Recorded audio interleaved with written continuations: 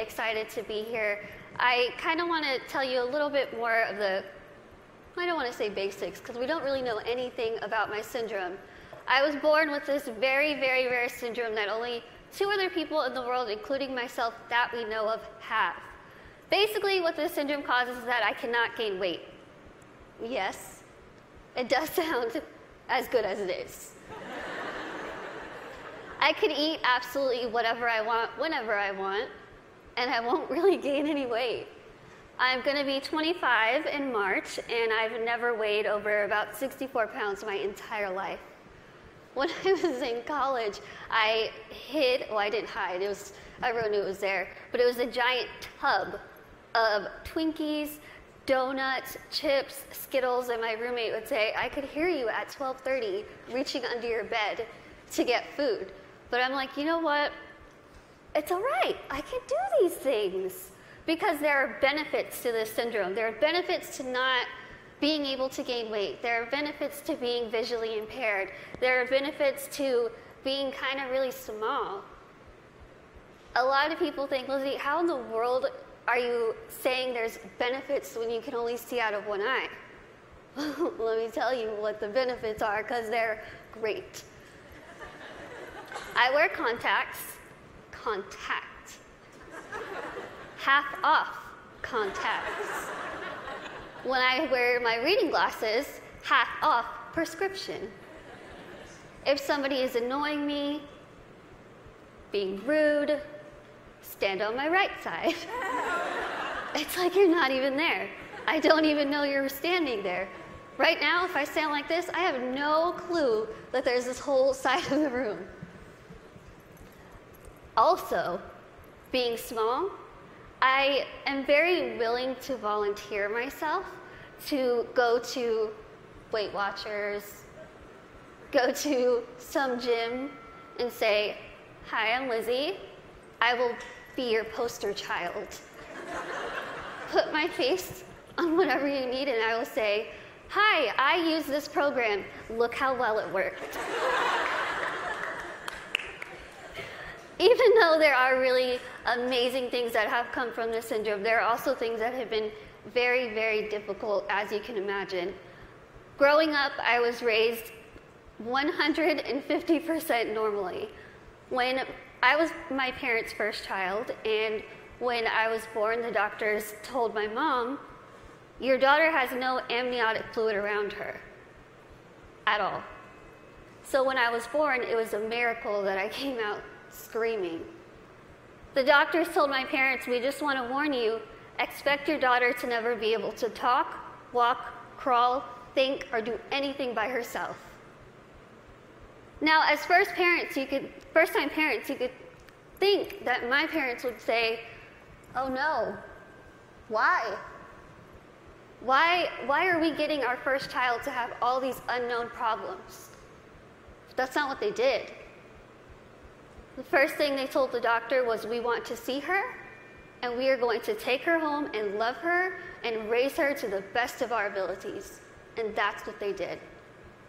I credit pretty much everything that I've done in my life to my parents. My dad is here with me today, and my mom is at home watching. Hi, Mom. She's recovering from a surgery, and she has been the glue that's held our family together and giving me the strength to see that she's going through so much, but she has this fighting spirit that she's instilled in me, that I have so proudly been able to stand in front of people and say, you know what, I've had a really difficult life, but that's okay. That's okay. Things have been scary, things have been tough. One of the biggest things that I had to deal with growing up was something that I'm pretty sure every single one of us in this room has dealt with before. Can you guess what that is? Starts with a B. Can you guys guess it? Boys. Bullying. I know what y'all are thinking. I should have come, why couldn't I sit here with them? I had to deal with bullying a lot, but as I said, I was raised very normally. So when I started kindergarten, I had absolutely no idea that I looked different. No clue. I couldn't see that I looked different from other kids. I think of it kind of as a big slap of reality for a 5-year-old because I went into school first day decked out in Pocahontas gear. I was ready. I went in with my backpack that looked like a turtle shell because it was bigger than me, and I walked up to a little girl, I smiled at her. She looked up at me like I was a monster, like I was the scariest thing she'd ever seen in her life. My first reaction was, she is really rude. I am a fun kid and she's the one missing out, so I'll just go over here and play with blocks or boys. I thought the day was going to get better, and unfortunately it didn't. The day kind of got worse and worse, and a lot of people just wanted to have absolutely nothing to do with me, and I couldn't understand why. Why? What did I do? I didn't do anything to them. In my mind, I was still a really cool kid. So I had to go home and ask my parents, what's wrong with me? What did I do? Why don't they like me? And they sat me down and they said, Lizzie, the only thing that's different about you is that you're smaller than the other kids. You have this syndrome, but it's not going to define who you are.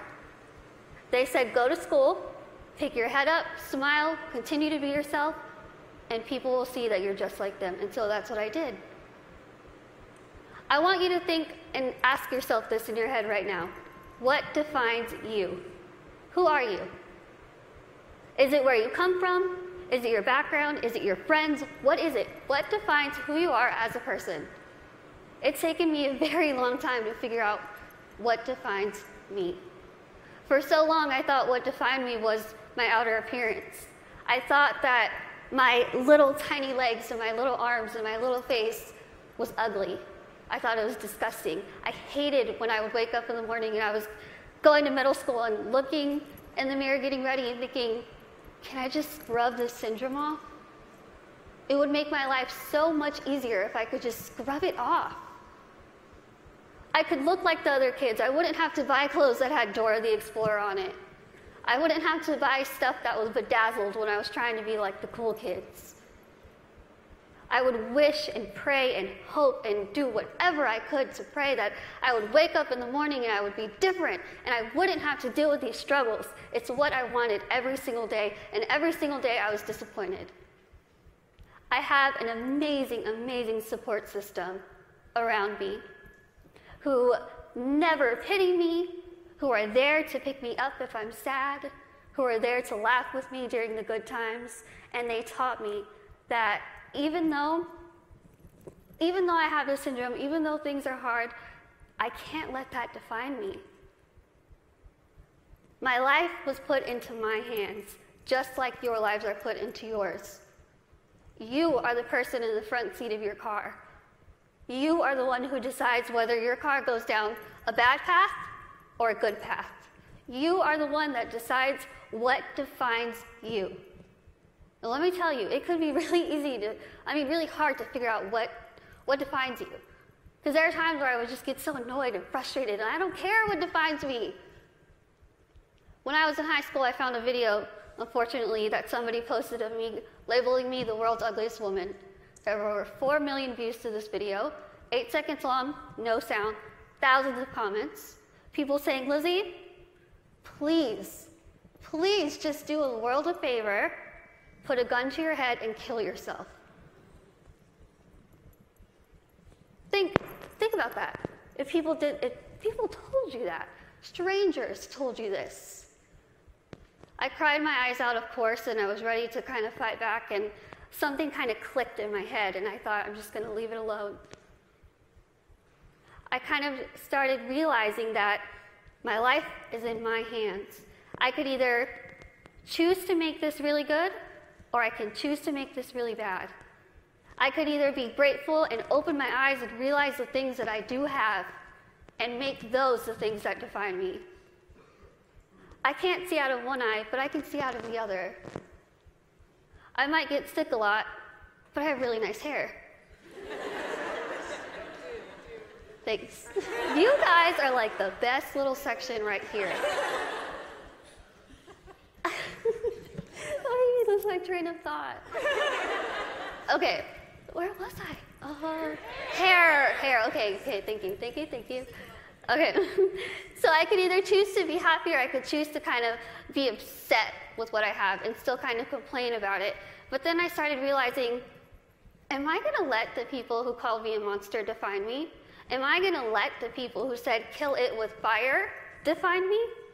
No. I'm going to let my goals and my success and my accomplishments be the things that define me, not my outer appearance, not the fact that I'm visually impaired, not the fact that I have this syndrome that nobody knows what it is. So I told myself I'm going to work my butt off and do whatever I could to make myself better, because in my mind, the best way that I could get back at all those people who made fun of me, who teased me, who called me ugly, who called me a monster, was to make myself better and to show them, you know what? Tell me those negative things, I'm going to turn them around, and I'm going to use them as a ladder to climb up to my goals. That's what I did. I told myself I wanted to be a motivational speaker, I want to write a book, graduate college, have my own family and my own career. 8 years later, I'm standing in front of you, still doing motivational speaking. First thing, I accomplished it. I wanted to write a book. In a couple weeks, I will be submitting the manuscript for my third book.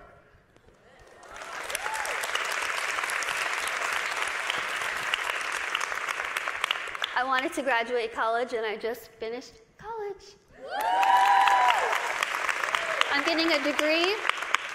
I'm getting a degree in communication studies from Texas State University in San Marcos, and I have a minor in English. I really tried to use real-life experience while I was getting my degree, and my professors were not having it. But I wanted to have, lastly, my own family and my own career, and the family part is kind of down the line.